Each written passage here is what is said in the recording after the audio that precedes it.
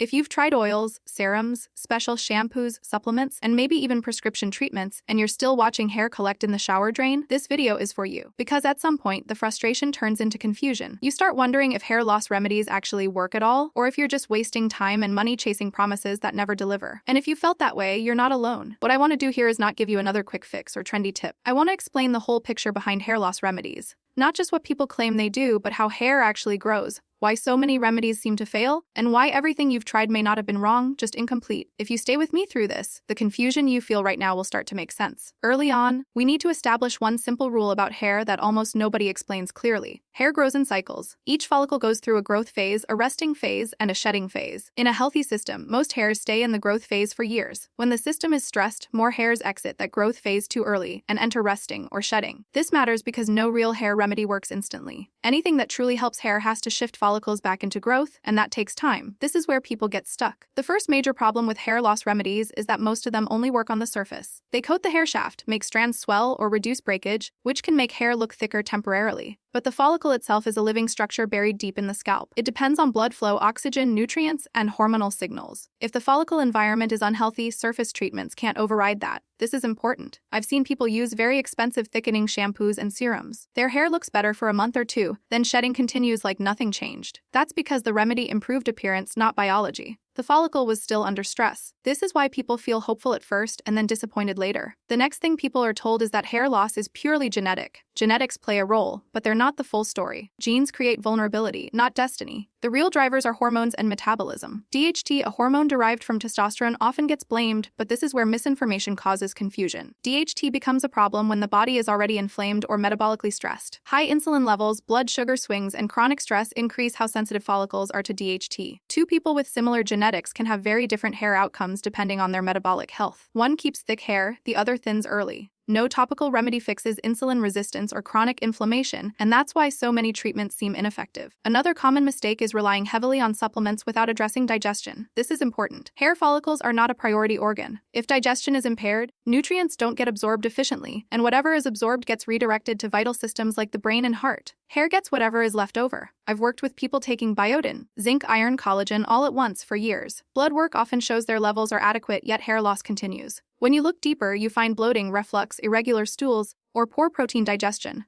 Once digestion improves, hair shedding often slows even without changing supplements. This is where people get stuck, blaming the remedy instead of the delivery system. Stress is another factor that's consistently underestimated. Not just emotional stress, but physical stress. Poor sleep, chronic dieting, intense exercise without recovery, illness, or even long-term calorie restriction all raise cortisol. Cortisol signals the body to conserve energy. One of the first systems to downregulate is hair growth. This is why people often notice hair loss months after a stressful period. A surgery, a crash diet, a breakup, a new job, or prolonged anxiety. The timing feels confusing, so people don't connect the dots. This is important to understand. Hair loss is delayed. What you see today often reflects stress from 3 to 6 months ago. Remedies started today won't show visible results until follicles enter a growth phase. Another myth worth correcting is the idea that more stimulation equals better results. People aggressively massage the scalp, overuse microneedling, or layer multiple treatments at once. The goal is to force hair to grow, but excessive stimulation increases inflammation. Inflammation restricts blood flow and disrupts the calm environment follicles need. Hair follicles respond to safety signals, not emergency signals.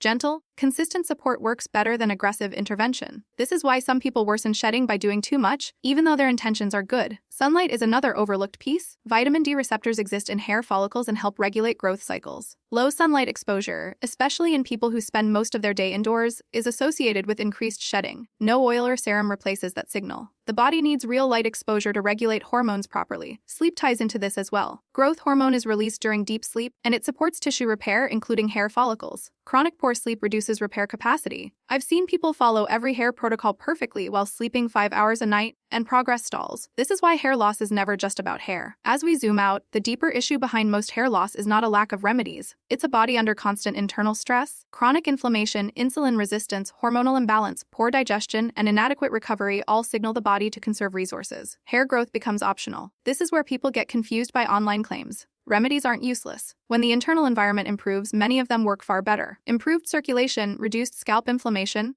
and proper nutrient availability allow follicles to respond again. At a cellular level, follicles need energy, oxygen, and clear hormonal signaling. When that environment is restored, growth resumes. Progress here is slow, and that's normal. Early signs of success are not dramatic regrowth. They're reduced shedding, less scalp discomfort, improved energy, more stable hunger, better sleep, and steadier mood. These are signals that the system is healing. Hair follows later. When you understand hair loss this way, it stops feeling like a personal failure or a genetic sentence. It becomes a signal. And when the underlying biology is supported properly, hair can be far more resilient than people realize. When done correctly, this approach isn't just effective, it's healing, sustainable, and aligned with how the body actually works.